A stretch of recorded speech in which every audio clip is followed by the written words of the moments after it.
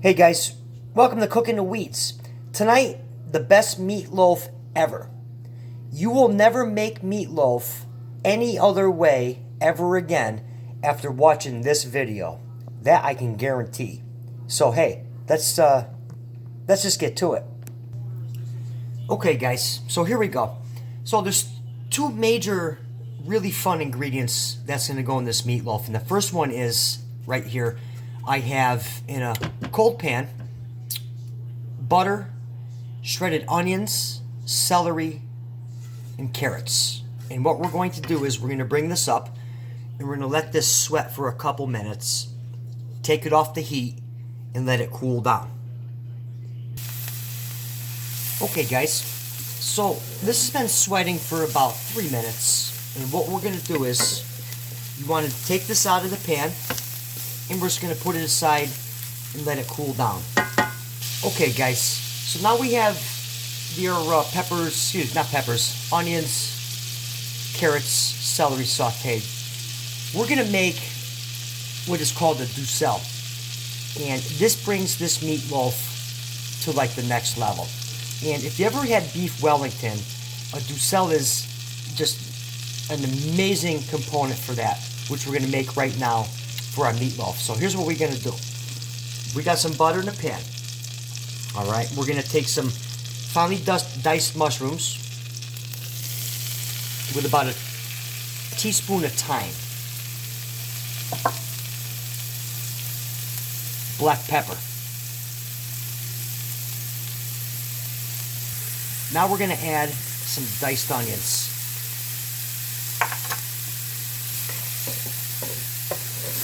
Now what's going to happen is that these mushrooms and the onions are going to give off the water. And what we're going to do is we're going to saute these until it reduces down to a paste on low heat.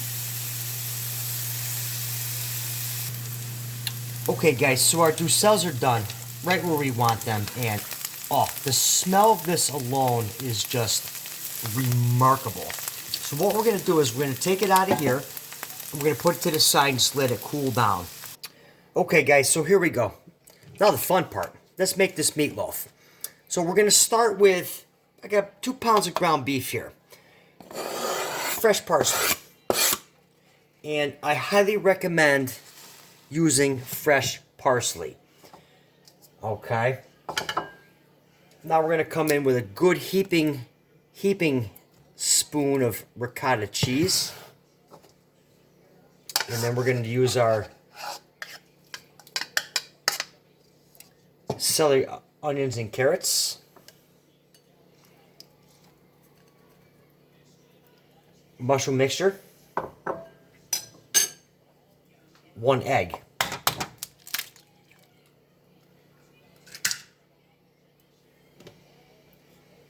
Soy sauce. A couple tablespoons. Worcestershire sauce. A couple tablespoons. Ketchup. Good squirt. That's probably a tablespoon and a half. Half and half.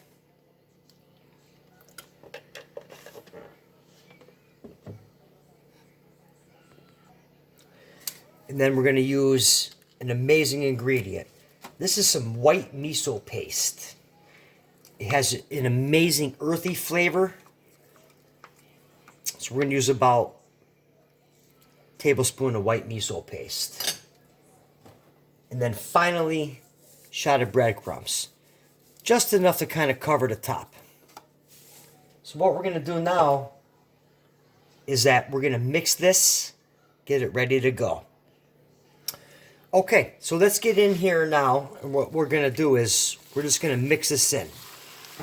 Okay, now what you don't want to do is overwork this. So what you want to do is just get right in here, mix it gently, spin the bowl if you have to, and incorporate all these fun ingredients in here. Okay guys, so there it is. Simply formed loaf we're going to put this in the refrigerator covered for about 2 hours. Okay, that way the flavors can just get right in there. And then what we're going to do after that is we're going to cook it in a preheated oven, 350, for about 45 minutes. But I'm going to make a glaze and show you exactly what to do with the glaze halfway through the cooking process. Okay guys, so now the meatloaf is resting in the refrigerator, so we're going to make our glaze. Here I have some brown sugar. And to make an amazing glaze, this is what we're going to do. Brown sugar, all right? Shot of soy sauce. Shot of Worcestershire sauce. And some ketchup. Just like that. Just enough to kind of cover. And then what you want to do is just mix this up. And what we're going to do is that when the meatloaf is halfway done, we will glaze it with this amazing glaze.